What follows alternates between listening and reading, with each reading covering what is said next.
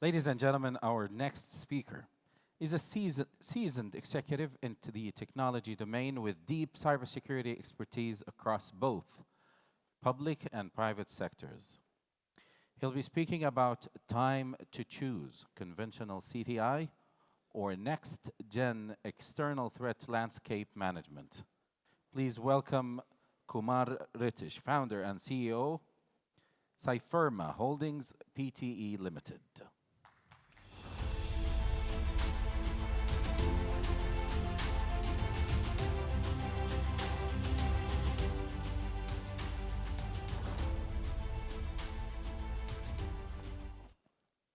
Thank you. Thank you for joining us here today. We'll be talking about a very, very important topic, which is, shall we continue to invest behind conventional threat intelligence tools and services, or this is the right time for us to start to look at how do we get a complete, comprehensive visibility of our external threats and risk. Hi, my name is Kumar Ritesh. I am founder and CEO of CYFIRMA. CYFIRMA is a 5-year-old cybersecurity company based out of Singapore. This is the first event for us in Middle East, so we are super excited to be here. My background, I come from intelligence background. I used to work with MI6, British intelligence. Not as a James Bond, as you can see, I don't look like James Bond, but I was the computer guy there. Did that for almost 10 years, starting from defense to offense and everything in between. Went to work with IBM Research for a couple of years, was with PwC for a couple of years, heading their cyber consulting arm for financial institution, critical infrastructure, and resourcing. And then I was given an opportunity before starting CYFIRMA to be CISO for one of the largest resourcing company called BHP. And really the concept of CYFIRMA really evolved from there. Let me take you to the next slide. Which is, I'm not very sure if you're able to see the next slide. Okay, this one. Perfect. This is how, the world of CTI looks like right now. There's a lot of opaque, there's a lot of confusion, there's a lot of illusions out there. None of those CTI tools are effectively giving you a clear visibility of your external threats and risk. There is no relevancy which is being delivered today. And I'm not blaming anybody. I have to be blamed as well. I'm part of the same community. But essentially, the way CTI has been delivered, it has become like a commodity today. And commodity, as you know, has a lifespan, very short lifespan. And essentially, what we are seeing or we are witnessing right now is a very generic kind of insights which is given to the organization for them to actually go and better defend themselves, which is almost nearly impossible. We are clearly seeing, no contextualization being done. There is no personalization which is being done on CTI tools and insights and intelligence which is being delivered, which is really, really sort of, disturbing right now. And if you start to look at tools like other tools, starting with attack surface management tools, those are great set of tools, right? But then essentially, the problem with those tools are they are still kind of relying on the same old traditional way of operating. Most of those attack surface management tools have become like, asset discovery tool. They don't essentially provide you any kind of insights based on which you can go about actually prioritizing your cybersecurity posture. There is no correlation with external threat landscape. There is no visibility around who is essentially looking at actually breaking into what. These are like essentially just a discovery tool, which is not good enough, quite frankly. If you start to look at, vulnerability intelligence tools, they still rely on CVE score, which is a kind of topology which was invented many, many years back.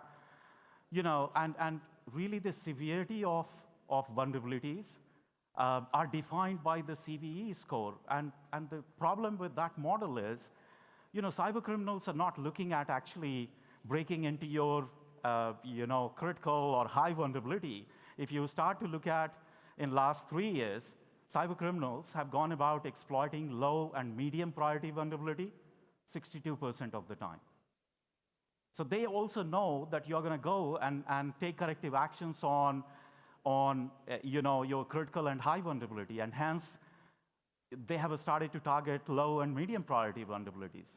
Most of those vulnerability intelligence tools today deliver CVE-based, actually, prioritization, which is essentially not working.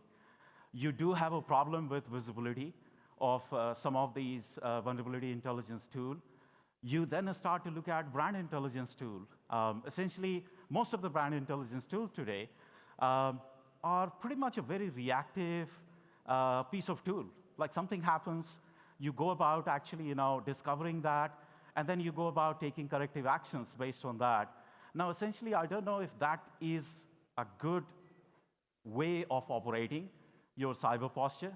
The whole idea of bringing these tools together was to enable yourself to become a proactive, cybersecurity posture management or cybersecurity operations center, which is essentially not being orchestrated by some of these tools.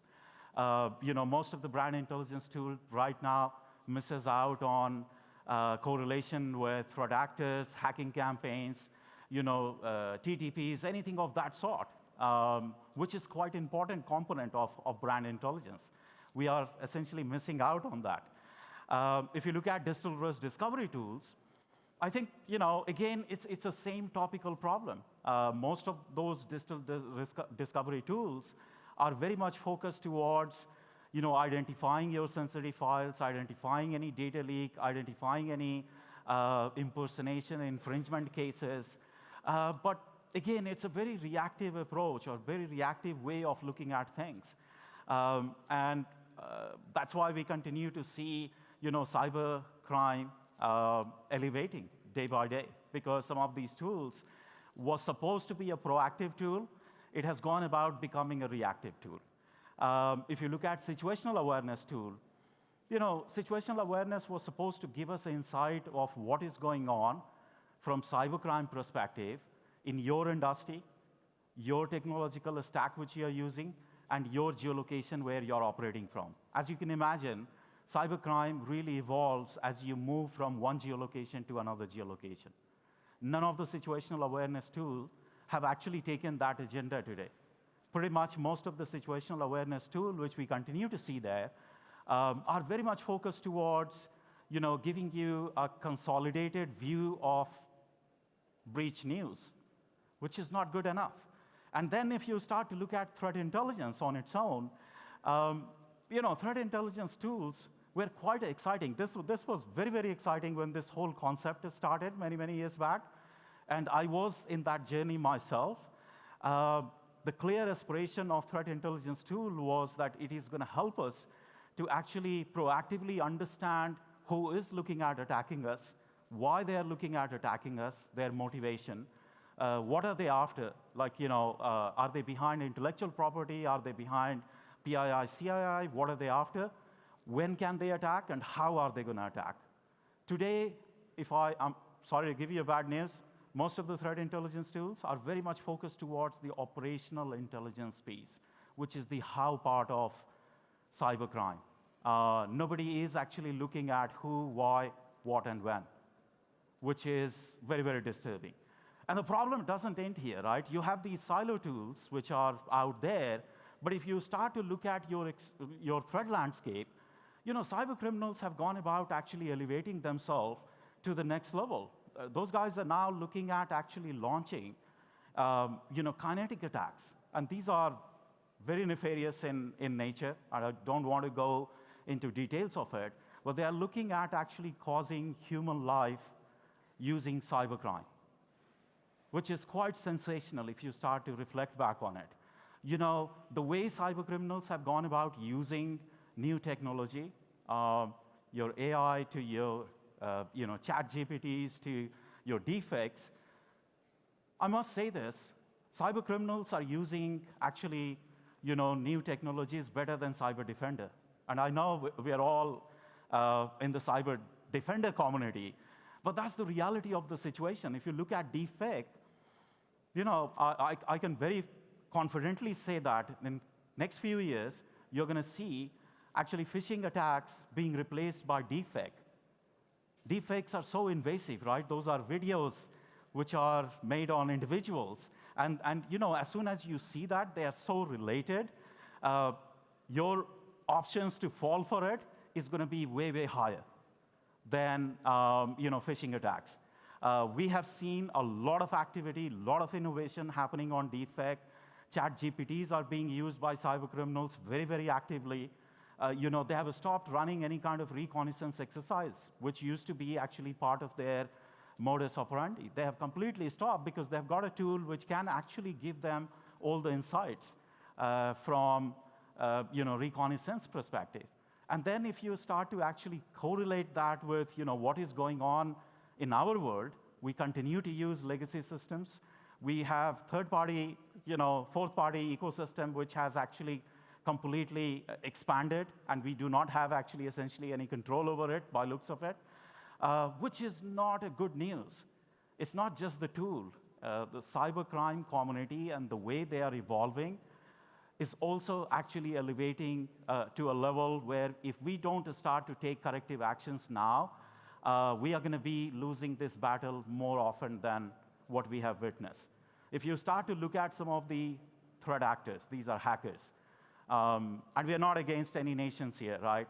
But essentially, just to give you a bit of a color, there was a time when state-sponsored hacking groups used to operate in silo. That was the whole sort of purpose of why these state-sponsored groups were actually created. This was supposed to be a very, very secretive sort of, agenda for nations.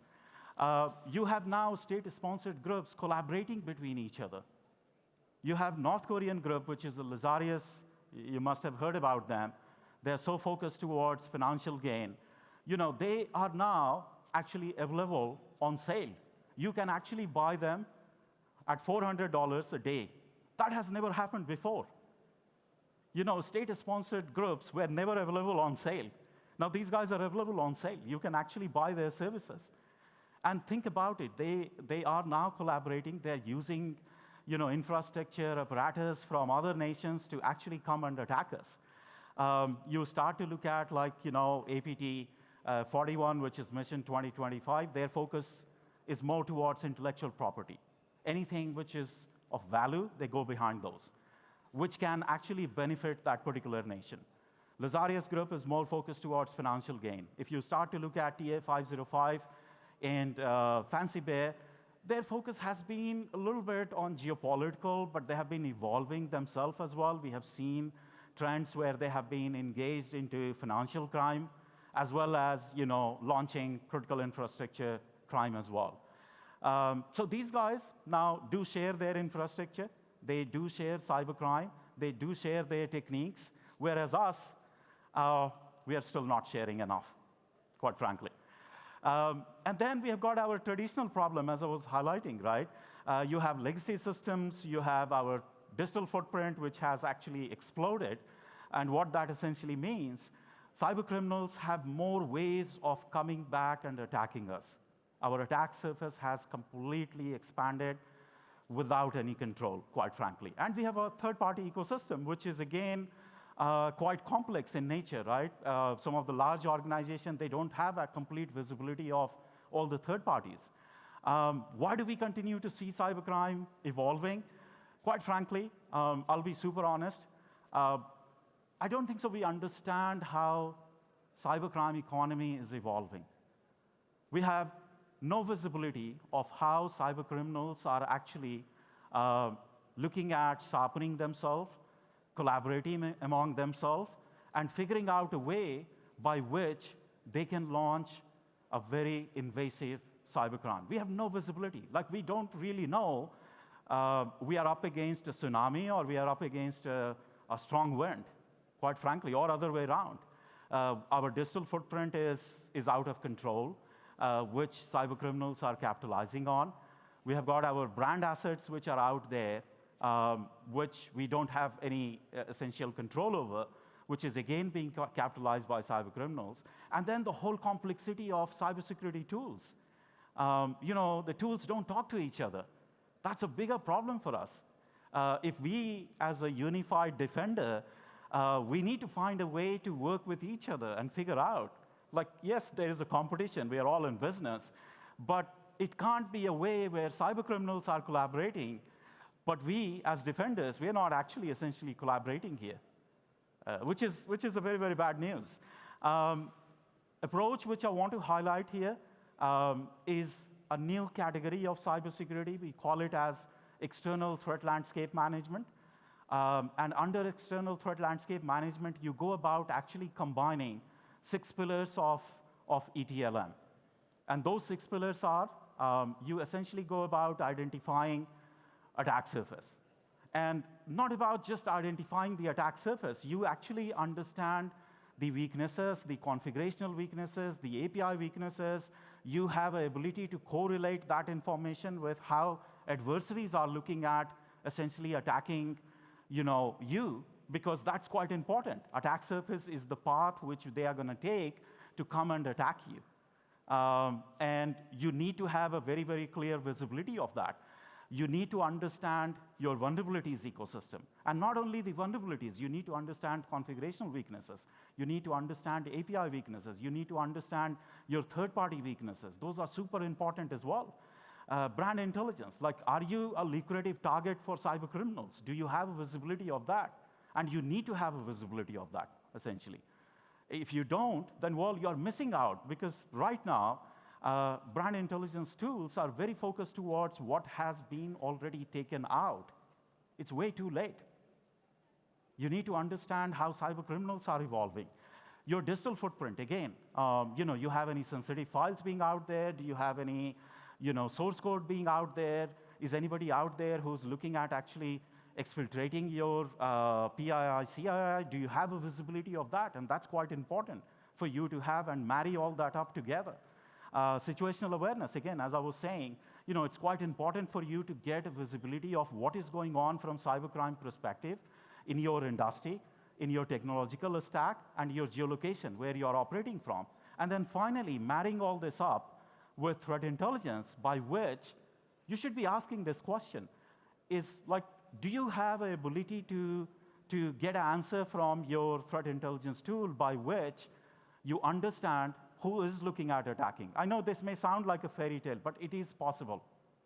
I promise you, it was possible back in MI6 days. The technology has evolved. That was like 15 years back. It is possible. I don't think so we have focused enough in finding that out. Do you have a clear ability to understand, why they're looking at attacking you? Like, what is their motivation? Do you clearly understand what are they after? Are they behind intellectual property, PII, CII, what are they after? When can they attack? How ready are they? Like, we all as cybersecurity professionals or cybersecurity companies, we will always give you the bad news. We'll tell you the whole world is going to come and attack you. That's not reality, by the way. These cyber criminals do go very planned. And I promise you, their ability to plan things are way, way better than sometimes cyber defenders. You need to understand that. And essentially, then you go about identifying your how part of intelligence. And then how do you go about combining all these forces together to get one single unified view of your external threats and risk? That's quite important. Silo-based tools, requires a lot of manual intervention, which is not going to be good enough if you are running your cyber posture management in the right way. Now, of course, a little bit of introduction about ourselves. I can skip this, but just to give you a bit of a color, we actually created a new category of cybersecurity, as I was highlighting before. It's called external threat landscape management. And under that, we go about actually combining all those 6 pillars and give you a single unified view of your external threats and risk. We work with hundreds of companies globally, starting from critical infrastructure to retail to government agencies to intel agencies, you name it. And we are super excited to be here as well. And we'll love to have a conversation with you. If you find time, please do come to our booth. We do have 2 products very quickly. Decipher, which is our SaaS-based platform, which combines all those 6 pillars and give you a complete visibility of your external threats and risk. It doesn't require any configuration. It takes 2 minutes to onboard a customer. Within 24 hours, we can give you ROI straight away. And we have been able to actually defend a number of organizations. I'm not going to bore you with our case studies or anything of that sort. But we have got hundreds of case studies by which we have been able to defend organization from their intellectual property threat to a debacle on M&A, which companies were running, or monitoring their digital infrastructure, which was being looked upon by adversaries to capitalize and come back and give a wrong reputation to the company. Thank you so much for listening to us. Thank you again, and we'd love to have a conversation with you. Thank you.